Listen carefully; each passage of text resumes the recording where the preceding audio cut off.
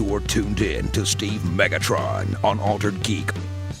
Hello, and welcome to Altered Geek. I'm your host, Steve Megatron Phillips, and in this episode of the podcast, I'll be covering some stuff that I've seen in kind of the news lately, and one of them being the gig market.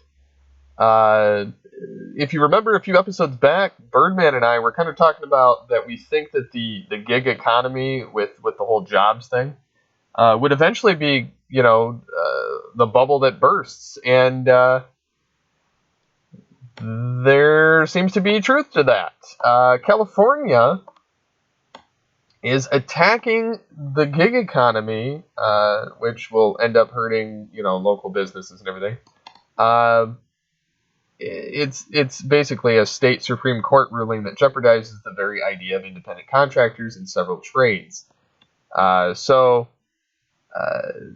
They're saying, so basically, if you want, and this is from Reason.com, want a job where you determine your own hours, set your own prices, and build your own personal brand, stay away from California.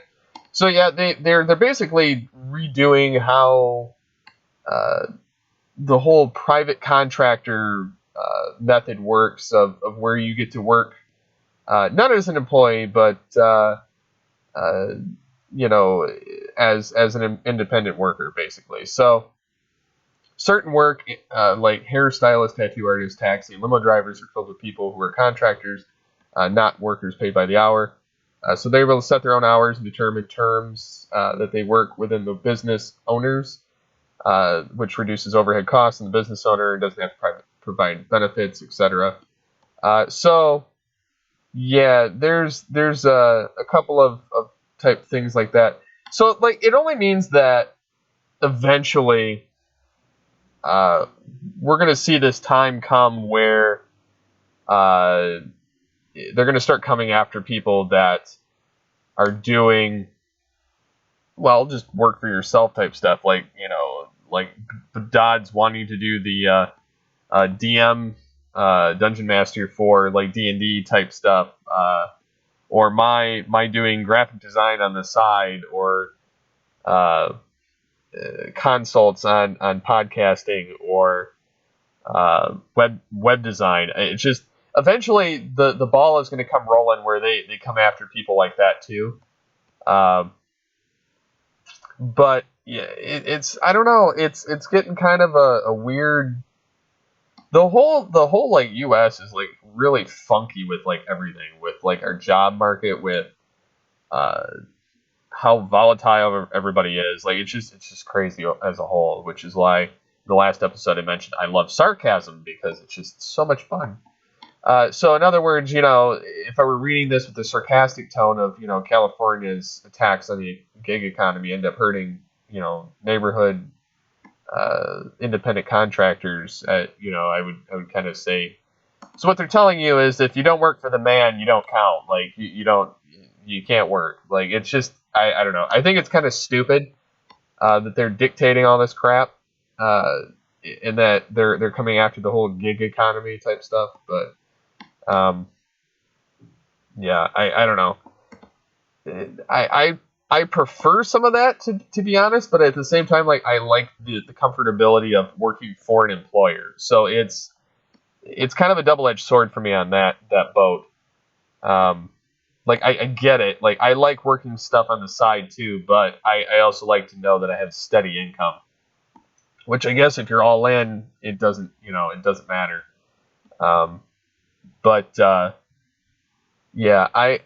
think that's one big thing that's kind of happening at the moment. I'm a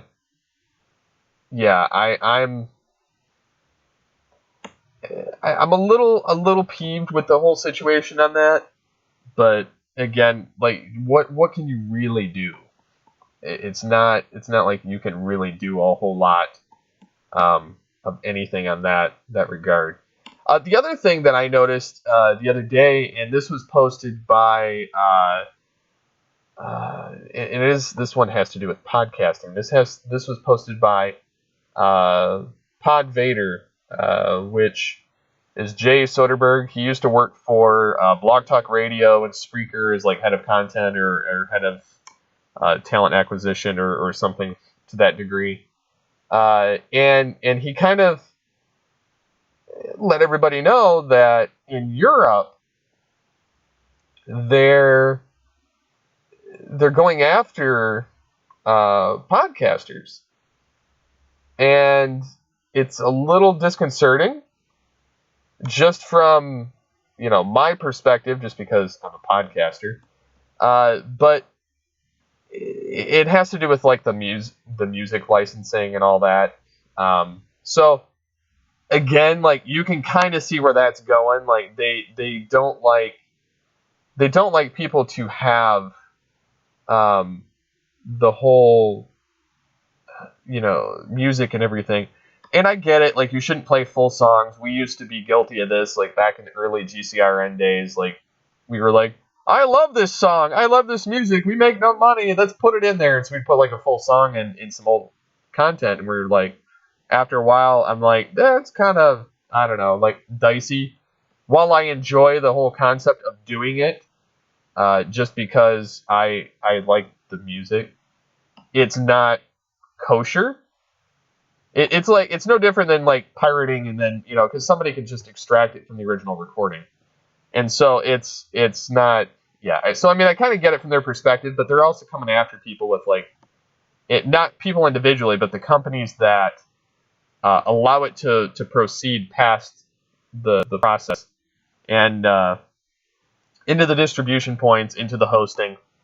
So they're coming after the big companies, which are going to come down, basically crack the hammer on everybody else and say, yo, if you don't have a license for this, you're not going to be able to publish this episode. That's and they're going to put this extra layer of scanning, basically. So what he said, and I'm quoting this from him, I can't find the Facebook article in the podcast movement group, but I luckily reposted it on our GCRN staff forums because we're having a conversation about this. He says, for all of you who ask about using music in your podcast, get ready for what's about to come. This may be in Europe right now, but it will come to the States.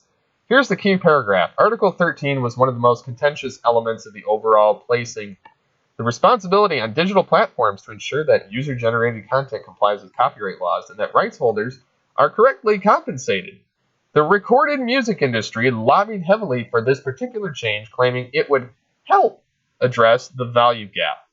YouTube has been the most visible subject of critique in this area, with artists and labels arguing that video platforms should be delivering more money to the music industry, given the size of its popularity and audience. In other words, the music labels are going after the people with the money now, and notice it says digital platforms, so it won't just be Apple and Google and Spotify, it's going to be the hosting companies too.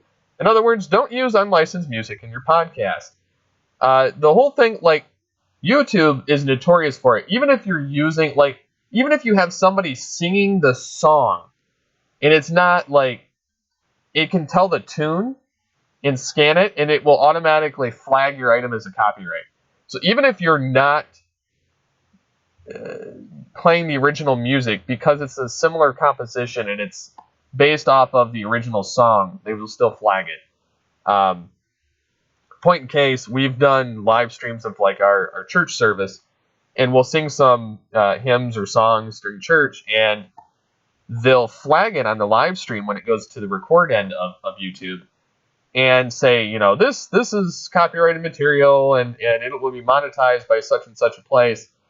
Granted, like after the live stream, I condense and edit it down to just the topic, and so none of the rest of it's there. But it's still like, I don't know. I think it's kind of annoying that they do that, because you're not intentionally like stealing or putting the song out there. Like, it's not the actual song in that regard.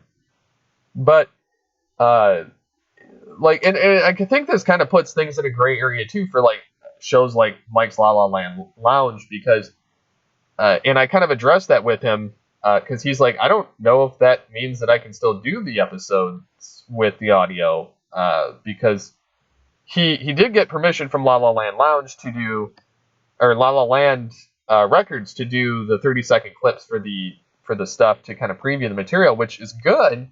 that he's gotten written permission from the company regarding that. However, they're still not the original rights holders. They're just the distribution platform that's printing it. So it kind of begs to to wonder if like places like Warner Brothers or Sony Music or various other platforms that own the material and let La La Land do it, if that's still kosher. Because they could still have a third party come in and try and say, hey, blah, blah, blah. Because there have been instances where we were posting the episodes on YouTube for a little bit, and we kind of stopped doing that because there really wasn't much traction. And Mike would have episodes with music in it, not to throw them under the bus, but they were like episodes kind of like La La Land Lounge or The Pull Bag or something like that, and there would be some particular sounds from a show or music from the show or something to that degree, and it would flag it as a copyright every single time, even if it was a short juncture of it. So I don't know, it kind of puts things in kind of a fishy territory where I kind of wonder where we're going from here on out as far as the podcasting world and music rights. I myself, like, I try not to use anything anymore just to be on the safe side because I don't want to be directly impacted. I don't want to get sued. I don't have that kind of money. It's easier to not have that hassle and sacrifice the audio from the podcast, and I would rather just link it in the post because, one, it gives incentive to click, and two, it's a reason why I don't have to edit in an extra clip. But yeah, I don't know. What do you guys think on that whole subject of the copyright laws? So I'm going through my smartphone because I have like a plethora of topics and discussion points, things that I've had in here. So this is kind of like a random dump of everything from my phone between different topics. So just stay tuned. There's like gaming. There's random, all kinds of random. So this next batch is pretty much gaming influence. So Polygon reported, and this was like a week or two ago, that Xbox All Access subscription offers consoles Xbox Live and Game Pass for a monthly fee. So you can start paying at like $22 a month. And they're going to have new subscription plans for the rest of the year. There's like Xbox Live Gold and Game Pass, as well as Xbox One hardware for a discounted monthly fee. So you can essentially, like, if you don't own any of it, it's kind of an easy way to get you in the market if you don't mind a subscription fee, because you've got up-to-date hardware and you don't have to own it, which is kind of nice, because then if you don't own it, then you can kind of turn it in if there's a problem. But so right now there's two tiers of this. So like I can't physically pay like $600 for a console. I'd rather buy a PC. So this would be like the boat I would be in if I was going to do this again. And it's not too badly priced. For the two tiers, you get all access for $21.99 per month. You get subscribers get an Xbox One S in addition to Xbox Live Gold and Game Pass. And for $34.99 a month, you get the Xbox One X in addition to Xbox Live Gold and Game Pass. There's no upfront cost. Microsoft said at the end of the 24-month subscription period, Xbox All Access members keep the Xbox One hardware they've paid for. So that's actually kind of cool, because you're paying it in the subscription model. So it's kind of interesting. They're going the way of the cell phone with the consoles, but they're going the opposite direction. So they're getting you in the subscription fee instead of just getting you to outright buy the hardware like cell phone manufacturers are doing at this point. So I think it's really kind of interesting, and I think it's actually innovative in a way to get people into it that can't necessarily afford the console itself. But it says the cost for a 2-year subscription to the Xbox All Access comes out to $528 for the Xbox One S and $840 for the Xbox One X. So obviously they make their money back more than over on the subscription, but it gives you an incentive to sign up. So its current prices of services and hardware purchased separately would cost about $660 and $860 respectively. So you're saving a decent chunk on this. So I think that's kind of nice. If you're paying for the annual subscription. But it's only for customers in the U.S. that this offer is a limited time. Qualified customers can take this and sign up. So it's obviously like credit check, kind of like cell phones and payment providers. And so it's also only available at the Microsoft Store. Interested parties have to walk into a retail location in order to sign up for the program, which is only from August 27th through December 31st while supplies last. So the console comes with a 1 terabyte hard drive. And yeah, I mean, that's pretty freaking good. If like you're looking to get into the gaming market and you want an Xbox, that's probably the best way to go. Something else I saw like in the gaming world, Streets of Rage 4. That's right. They dropped they've got a website, streets4rage.com. And they've got a YouTube video. They've got a press kit. It's made by like Lizard Cube, .emu, Guard Rush, and Sega. And yeah, they've got Blaze and I think Johnny or whatever his name is. But they've got the male and the female characters from Streets of Rage 1 and 2 and 3 in 4. And it's very similar, very I'm looking forward to it because I love the Streets of Rage series. I played the first 3. I actually loved the second one the best. The third one I liked the visuals, but it was a terrible game. There was a lot of stuff that got in the way when you were trying to fight. So it wasn't a lot of fun to go through. But it's still interesting how that the game is coming back, and I hope it's successful because like I said, I enjoyed it. But it's kind of one of those things I think nostalgia sells really well, and if it's at the right price point, I think you're going to see people pick it up. I'm not quite sure what it's coming out for at this point. It's kind of just like a teaser at this point, and so we'll see where it goes from here. As I mentioned before, later this week I will be at the Detroit, Michigan Science Center to do the Star Trek event for their After Dark times, and I'm looking forward to this. Don't get me wrong, I'm terrified of it because I don't do very well with standing in front of people. So it's kind of freaking me out a little bit, to be perfectly honest with you, because I'm an introvert. I don't like confrontation. I don't like being in front of large groups of people, and I don't like speaking in front of groups of people. So this is going to be highly out of my comfort zone here. And I really don't know where to go with it. But I'm going to be recording the podcast. I'm going to be doing Future Imperfect. I'm going to have the commander of Starfleet International on the podcast, I believe, during that time. I'm also going to be doing Trek Trivia. I'm going to be the co-host for Trek Trivia, and so it's going to be a lot of fun. If you're in the Detroit, Michigan area, come to the event. It's September 20th, 6 to 9 p.m. Eastern Standard Time, and yeah, it's going to be a lot of fun. I have a feeling, and I've seen some of the pictures from past events. So I only wish I had my Starfleet uniform to kind of complete the aesthetic, but it's still I'm still super excited for it. I've got my comm badges. I've got my Kirk communicator, which doesn't work because the battery thing destroyed itself. It more so eroded.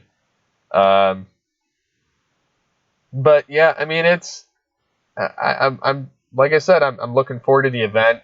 I'm a little terrified, but I think I'll be fine. I think I'll be fine. that was another funny thing I saw online the other day.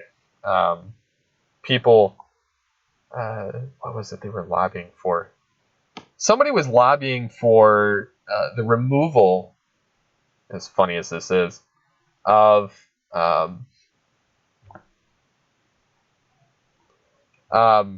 for the removal of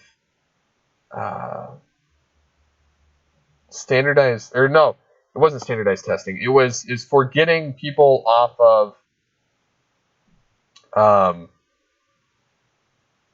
stopping people from doing the standing up in front of class thing, where you have to present.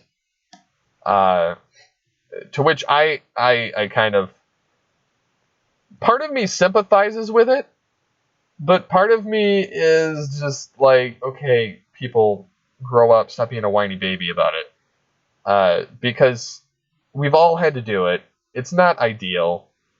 Nobody enjoys, I mean, most people don't enjoy standing in front of a class and presenting when you're in school. Like, it's just not fun having a bunch of people stare at you.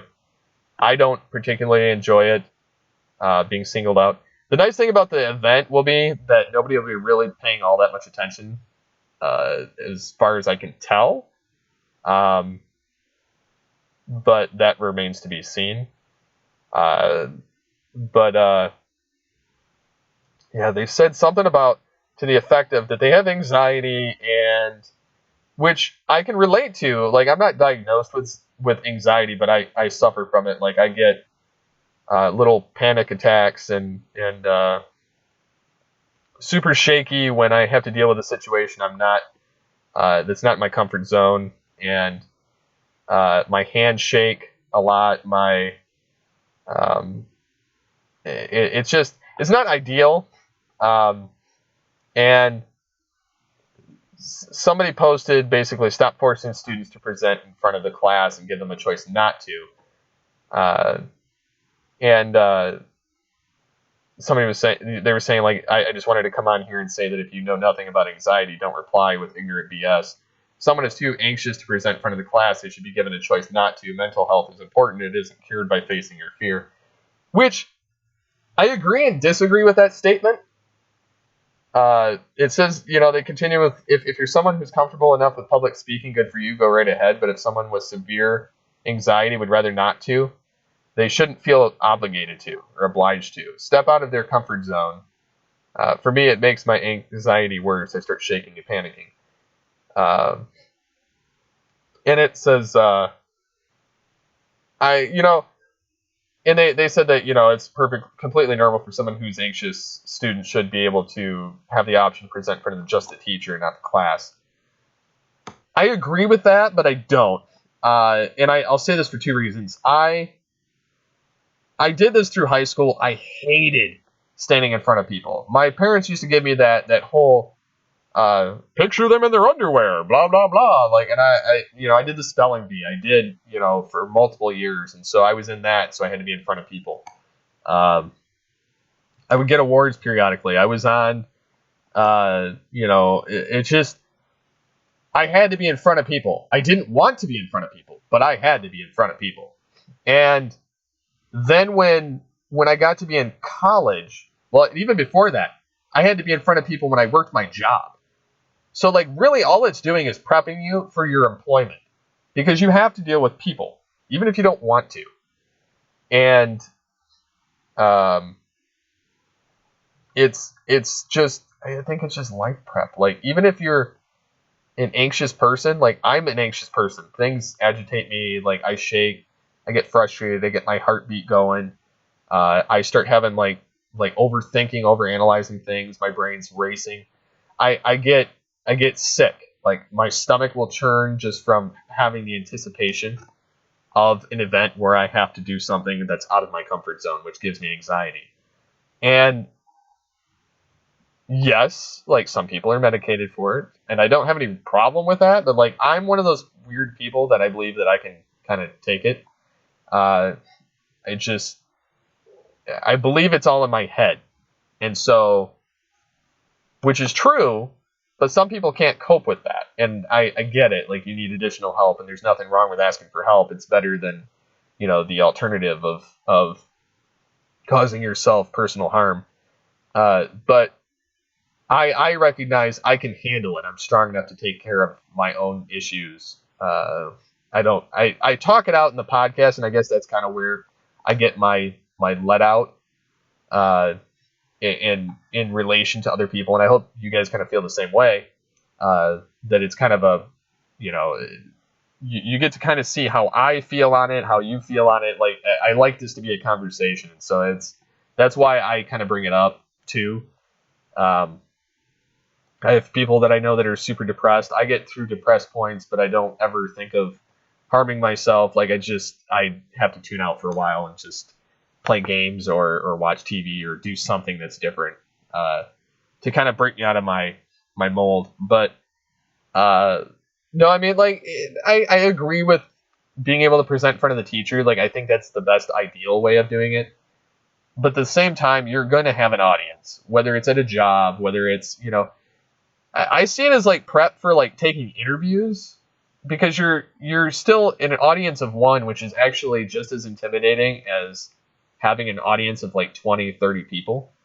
I had an acting class in college, like, and even before that, I'm one of those people that I can speak my mind or speak out when I'm sitting in my chair. If I'm isolated in front of everybody and it's dead quiet, it throws me. But if I'm sitting in amongst them and I can rattle off my pot shots, it doesn't faze me in the slightest, which I think kind of speaks volumes that I can kind of tune it on and turn it off.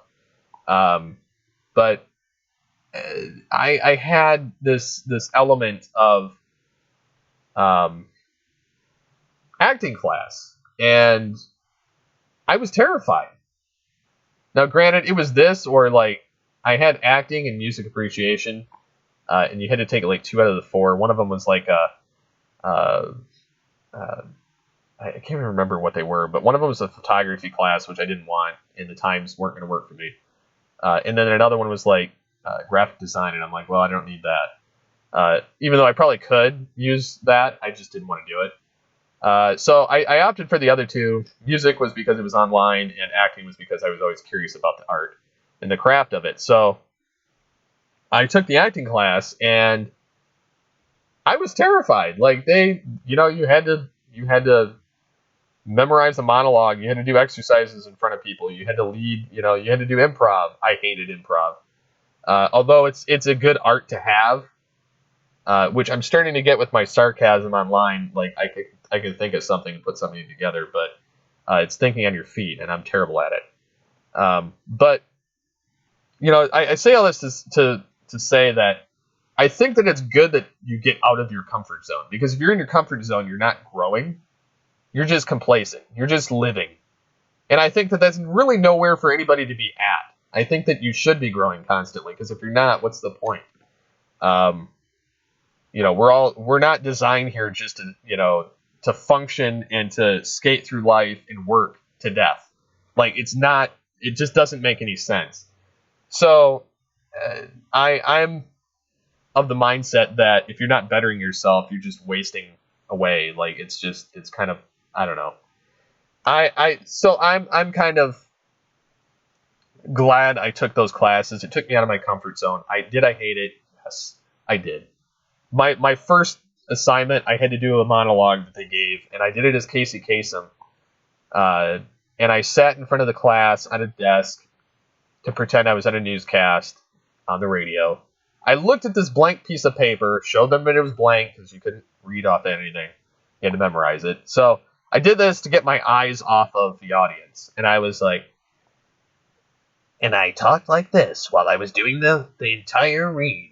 Can't remember any of the words for it right now, but it was interesting anyway. And they all got it. They loved it. And then so that boosted my confidence when I succeeded.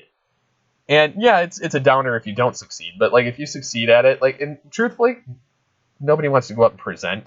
So like it's just kind of a fact of life. But then the next one, we had to physically act out scenery. Like, we had to recreate a scene from The Odd Couple, and I was the chauvinistic male character of the show, and then they had the other guy play the effeminate male character, and it was fun. I mean, and you had to come up with your own movements. You had to set, decorate, and everything else to do your presentation. And if you forgot your lines, like the teacher would help you periodically, but you were still you just have to yell a line. But you had to stay in character and you had to stay in the moment, which was difficult. And I did forget certain lines, but I still memorized most of it. Can't remember any of it now. And then for our final presentation, we got to choose our own monologue and act. And we did.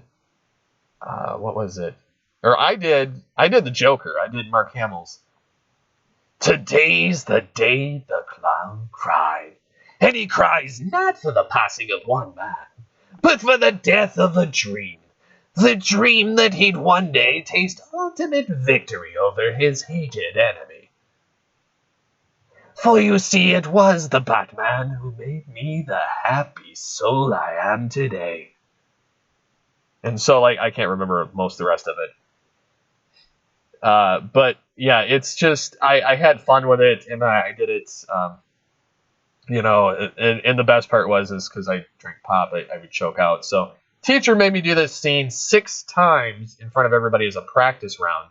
And everybody was just like, oh, that's awesome, you can do the Joker! And so, I was just boosted from that. But he had us all go separately, individually. Which we all opted for the individual one-on-one with the teacher for the final exam, just because it was just easier just to remember it and not have the anxiety and everything else. But he just stares at you, and it was just building more anxiety than having the rest of the class look at you too, because you had at least different faces to look at. But it's still, it's different, and so I think that people need to just kind of experience anxiety. It can be a good thing and it can be a bad thing, but it can be a motivator. Even if you're diagnosed or not diagnosed, I think that people just like to make excuses. And I'm not saying that lightly. I really do think that people like to make excuses. And somebody else made the comment of, I had a ton of anxiety about taking standardized tests. Surely you should agree that it's only right for me to be exempt from them too. This is some BS. I commented too. I hated doing it in front of class, but you got to do what you got to do. Facing fears and challenges of what life's about. If you hate it, you hate it. But would you take it back? No, it makes you grow as a person. So I don't know. What do you guys think? Thank you for listening to my soapbox. Be sure to interact with the show. You can do so on Twitter at Altered Geek. I'll have usually a poll up sometime between the middle of the week, usually on Wednesdays, where people can kind of comment and throw their 2 cents in on either the topic question that I give or a poll. And so just sound off on social media. Let me know there, or let me know at SCP-21. You can email the show, feedback at alteredgeek.com. Be sure to visit us on geekcastradio.com. Leave comments there, or on Facebook, or